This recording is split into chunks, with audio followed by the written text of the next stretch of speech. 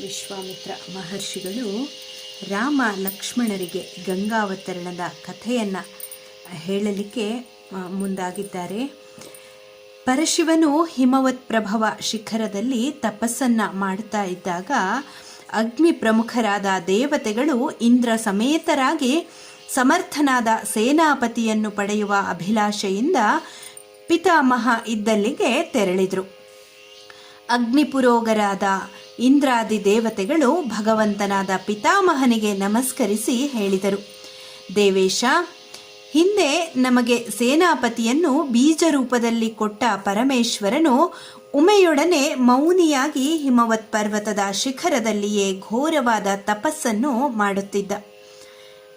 ಮಾಡುತ್ತಿದ್ದಾನೆ.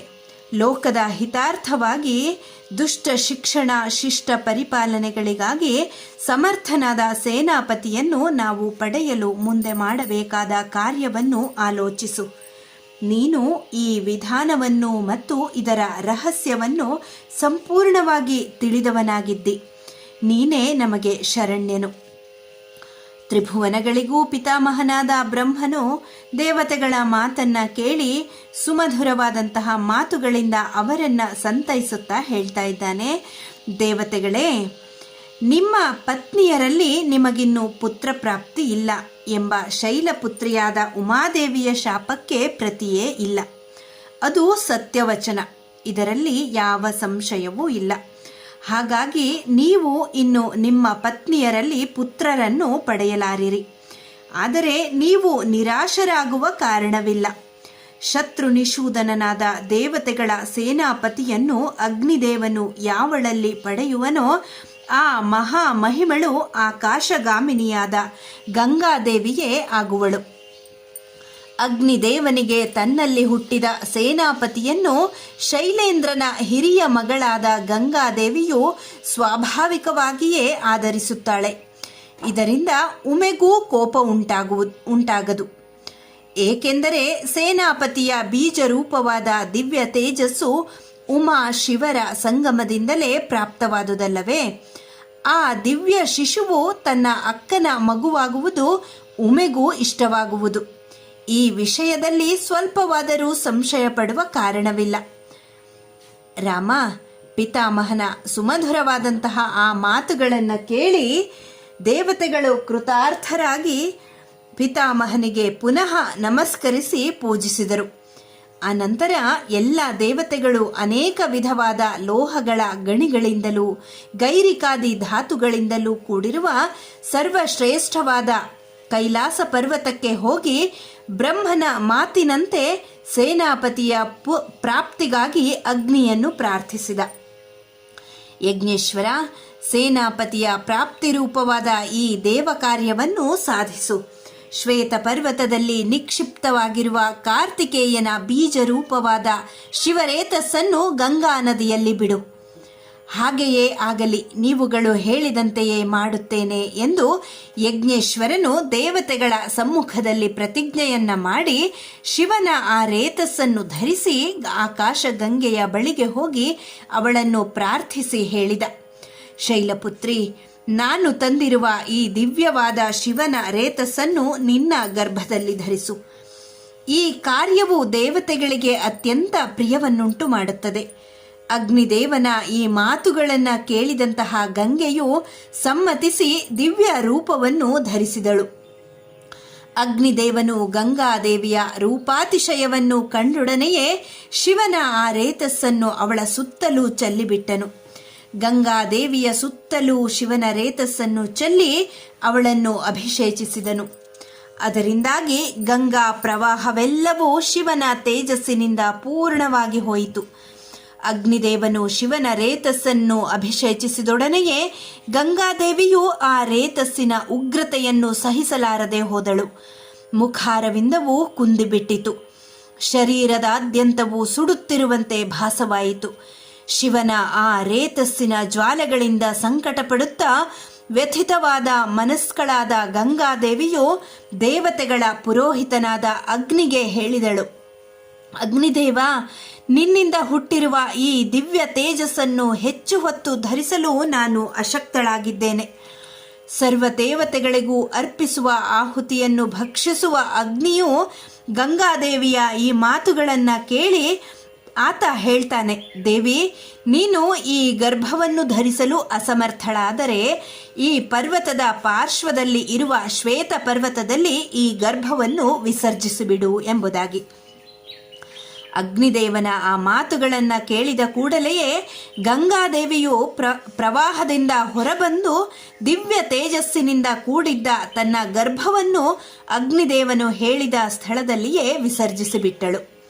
ಗಂಗಾದೇವಿಯಿಂದ ವಿಸರ್ಜಿತವಾದ ಆ ಗರ್ಭವು ಕರಗಿದ ಸುವರ್ಣದಂತೆ ಪ್ರಕಾಶಮಾನವಾಗಿದ್ದು ಪರ್ವತದ ತಪ್ಪಲಿನಲ್ಲಿ ಇಟ್ಟ ತಕ್ಷಣವೇ ಅದರೊಡನಿದ್ದ ಶೋಣಿತಾದಿಗಳು ಭೂಮಿಯೊಳಗೆ ಪ್ರವೇಶಿಸಿ ಚಿನ್ನ ಬೆಳ್ಳಿಗಳಾಗಿ ಪರಿಣಮಿಸಿದವು. ಗರ್ಭದ ತೀಕ್ಷ್ಣತೆಯಿಂದಾಗಿ ತಾಮ್ರ ಮತ್ತು ಕಬ್ಬಿಣಗಳ ಉತ್ಪಾದನೆಯಾಯಿತು. ಗರ್ಭದೊಡನಿದ್ದ ಮಲದ ಸಂಪರ್ಕದಿಂದಾಗಿ ಸೀಸ, ತವರ ಮುಂತಾದಂತಹ ವಸ್ತುಗಳು ಭೂಮಿಯಲ್ಲಿ ಪ್ರಾಪ್ತವಾದವು. ಅವುಗಳೆಲ್ಲವೂ ಬೀಜರೂಪವಾಗಿ ಭೂಮಿಯೊಳಗೆ ಪ್ರವೇಶಿಸಿ ಕಾಲಾನಂತರದಲ್ಲಿ ಖನಿಜಗಳಾದವು. ಗಂಗಾದೇವಿಯು ಗರ್ಭವನ್ನು ಶ್ವೇತಪರ್ವತದಲ್ಲಿ ಪುನಃ ನಿಕ್ಷೇಪಿಸಿದೊಡನೆಯೇ ಪರ್ವತದ ಸಕಲ ಭಾಗಗಳು ಜೊಂಡಿನ ವನ, ತೃಣ, ವೃಕ್ಷ, ಲತಾ ಗುಲ್ಮಗಳು ಗರ್ಭದ ಅನುಪಮವಾದ ತೇಜಸ್ಸಿನಿಂದಾಗಿ ಸುವರ್ಣಮಯವಾದವು. ಯಜ್ಞೇಶ್ವರನಿಗೆ ಸಮಾನವಾದ ಪ್ರಭೆಯುಳ್ಳ ಸುವರ್ಣವು ಅದು ಮೊದಲು ಜಾತರೂಪ ಎಂಬುದಾಗಿ ಪೃಥ್ವಿಯಲ್ಲಿ ಖ್ಯಾತವಾಯಿತು. ಕಾಲಾನಂತರದಲ್ಲಿ ಜೊಂಡಿನ ಮಧ್ಯದಲ್ಲಿ ಗಂಗಾದೇವಿಯಿಂದ ಇಡಲ್ಪಟ್ಟಿದ್ದ ಆ ಗರ್ಭವು ಶಿಶುವಾಯಿತು. ಶಿಶುವು ಹುಟ್ಟಿದೊಡನೆಯೇ ಇಂದ್ರ ಪ್ರಮುಖರಾದ ದೇವತೆಗಳೆಲ್ಲರೂ ಆನಂದ ಪರವಶರಾಗಿ ಮಗು ಇದ್ದೆಡೆಗೆ ಧಾವಿಸಿ ಬಂದು ಹಾಲು ಕುಡಿಸಲು 6 ಮಂದಿ ಕೃತ್ತಿಕಾ ನಕ್ಷತ್ರಾದಿ ದೇವತೆಗಳನ್ನು ನಿಯೋಜಿಸಿದರು. ಈ ಶಿಶುವು ಕೃತ್ತಿಕಾ ನಕ್ಷತ್ರಾದಿ ದೇವತೆಗಳ ಮಗನೆಂದು ಖ್ಯಾತನಾಗುವುದಾದರೆ ನಾವು ಇವನಿಗೆ ಸ್ತನ್ಯ ಕೊಡುವೆವು ಎಂಬುದಾಗಿ ಇಂದ್ರಾದಿಗಳೊಡನೆ ಕೃತ್ತಿಕಾ ನಕ್ಷತ್ರಾದಿ ದೇವತೆಗಳು ಉತ್ತಮೋತ್ತಮವಾದ ನಿಬಂಧನೆಯನ್ನ ಮಾಡಿಕೊಂಡು ತಮ್ಮ ಮಗನೆಂದು ಪ್ರಸಿದ್ಧವಾಗುವನು ಎಂಬ ದೃಢ ನಿಶ್ಚಯದಿಂದ ಸಂತೋಷಭರಿತರಾಗಿ ಹುಟ್ಟಿದ ಆ ಶಿಶುವಿಗೆ ಸ್ತನ್ಯಪಾನ ಮಾಡಿಸಲು ನಿಶ್ಚಯಿಸುತ್ತಾರೆ. ದೇವತೆಗಳೂ ಶಿಶುವಿಗೆ ಕಾರ್ತಿಕೇಯನೆಂದು ನಾಮಕರಣ ಮಾಡಿ ಇವನು 3 ಲೋಕಗಳಲ್ಲಿಯೂ ಕಾರ್ತಿಕೇಯನೆಂದೇ ಖ್ಯಾತನಾಗುತ್ತಾನೆ, ಇದರಲ್ಲಿ ಯಾವ ಸಂಶಯವೂ ಇಲ್ಲ ಎಂಬುದಾಗಿ ಘೋಷಿಸಿಬಿಡ್ತಾರೆ. ಅದನ್ನು ಕೇಳಿ ಸಂತುಷ್ಟರಾದ ಕೃತ್ತಿಕಾ ನಕ್ಷತ್ರಾದಿ ದೇವತೆಗಳು ದೇವಿಯ ಗರ್ಭಸ್ರಾವದಿಂದ ಪ್ರಾಪ್ತವಾದ ಯಜ್ಞೇಶ್ವರನಂತೆ ಅತಿಶಯವಾದ ಕಾಂತಿಯನ್ನು ದೀಪ್ಯಮಾನವಾಗಿದ್ದಂತಹ ಕುಮಾರನಿಗೆ ಯಥೋಚಿತವಾಗಿ ಸ್ನಾನವನ್ನು ಮಾಡಿಸ್ತಾರೆ. ರಾಮ, ದೇವತೆಗಳು ಮಹಾಬಾಹುವಾದ ಯಜ್ಞೇಶ್ವರನಿಗೆ ಸದೃಶನಾದಂತಹ ಕಾರ್ತಿಕೇಯನನ್ನು ಗರ್ಭದಿಂದ ಸ್ಕಂದನಾದ ಕಾರಣದಿಂದಾಗಿ ಸ್ಕಂದ ಎಂದು ಕರೀತಾರೆ.